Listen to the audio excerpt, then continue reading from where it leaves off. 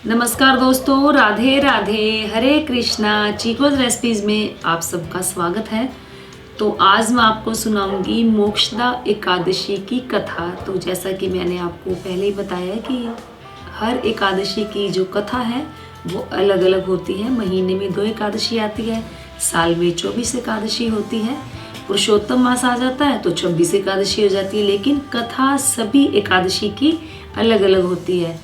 तो थोड़ी सी एकादशी व्रत की पूजा विधि बता दूं कि एकादशी के व्रत में चावल नहीं खाया जाता। एक दिन पहले ही चावल नहीं खाना चाहिए और भगवान श्री हरि विष्णु की धूप दीप नैवेद्य से पूजा करनी चाहिए। फलों का सेवन करना चाहिए। व्रत का संकल्प लेना चाहिए। व्रत कैसे करना है, फलाहार रखना है, निर्जला रखना है, नमक वाला रखना है या जैसे भी आपको व्रत रखना है। लेकिन जो भी व्रत रखें अपने शारीरिक सामर्थ्य के अनुसार व्रत को रखें। और भगवान श्री हरि विष्णु को, शालिग्राम जी को और लड्डू गोपाल जी को, कृष्ण जी को तुलसी का पत्ता जरूर चढ़ाया जाता है और पूजा के बाद सुनी जाती है कथा। तो चलिए आज आपको सुनाती हूँ कथा।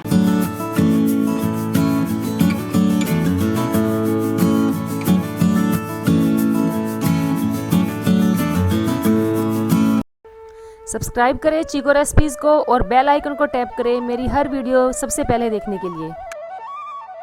एक बार महाराज युधिष्ठिर ने भगवान श्री कृष्ण से कहा कि हे भगवान, आप तीनों लोकों के स्वामी हैं और आप सबको सुख देने वाले और जगत के पति हैं। मैं आपको नमस्कार करता हूँ। हे देव, आप सबके हितैषी हैं, अतः मेरे संशय को दूर करके मुझे बताइए कि मार्गशीर्ष शुक्ल एकादशी का क्या नाम है। इस दिन कौन से देवता का पूजन किया जाता है और उसकी क्या विधि है, कृपया करके मुझे बतलाइए। इस पर भक्त वत्सल भगवान श्री कृष्ण बोले कि हे धर्मराज, तुमने बड़ा ही उत्तम प्रश्न किया है। इसके सुनने से तुम्हारा यश संसार में फैलेगा।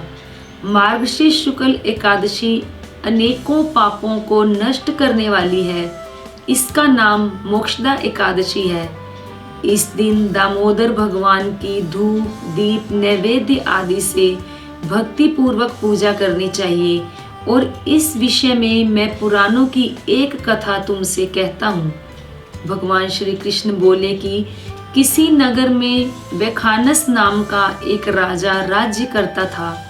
उसके नगर में चारों वेदों के ज्ञाता ब्राह्मण रहते थे और वह राजा अपनी प्रजा को पुत्रवत पालन करता था। एक बार रात्रि में राजा ने सपने में देखा कि उसके पिता नरक में पड़े हैं। उसे बड़ा आश्चर्य हुआ।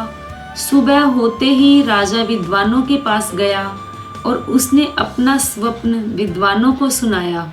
उसने कहा कि मैंने अपने पिता को नरक में कष्ट उठाते हुए देखा है और उन्होंने मुझसे कहा कि हे पुत्र, मैं नरक में पड़ा हूँ, यहाँ से तुम मुझे मुक्त कराओ। जब मैंने ये वचन सुने तब से मैं बहुत बेचैन हूँ। राजा ने कहा कि हे ब्राह्मण देवताओं, इस दुख के कारण मेरा सारा शरीर जल रहा है। अब आप कृपा करके कोई तप दान व्रत आदि ऐसा उपाय बताइए जिससे मेरे पिता को मुक्ति मिल जाए। उस पुत्र का जीवन व्यर्थ है जो अपने माता पिता का उद्धार ना कर सके। एक उत्तम पुत्र जो अपने माता पिता और अपने पूर्वजों का उद्धार करता है, वह 1000 मूर्ख पुत्रों से अच्छा होता है। जैसे एक चंद्रमा सारे जगत में प्रकाश कर देता है, परंतु लाखों तारे प्रकाश नहीं कर सकते। ब्राह्मणों ने कहा कि हे राजन, यहाँ पास ही भूत भविष्य और वर्तमान के ज्ञाता पर्वत ऋषि का आश्रम है। आपकी समस्या का हल वे जरूर करेंगे। यह सुनकर राजा मुनि के आश्रम में गया और उस आश्रम में अनेक शांतचित्त योगी और मुनि तपस्या कर रहे थे। उसी जगह पर्वत मुनि बैठे थे। राजा ने मुनि को साष्टांग दंडवत प्रणाम किया। मुनि ने राजा से कुशलता के समाचार पूछे। राजा ने कहा कि महाराज, आपकी कृपा से मेरे राज्य में सब कुशल है, लेकिन अकस्मात मेरे चित्त में अत्यंत अशांति होने लगी है।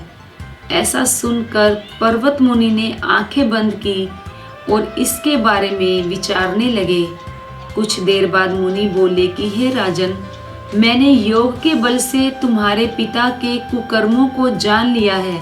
उन्होंने पूर्व जन्म में कामातुर होकर एक पत्नी को, यद्यपि किंतु सौतन के कहने पर दूसरी पत्नी को ऋतु दान मांगने पर भी नहीं दिया।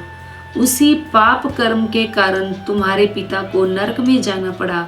तब राजा ने मुनि से कहा कि हे मुनिराज, आप इसका कोई उपाय बताइए। पर्वत मुनि बोले कि राजन, आप मार्गशीर्ष मास में शुक्ल एकादशी के दिन उपवास करें और उस उपवास के पुण्य को अपने पिता को संकल्प करके दे दें।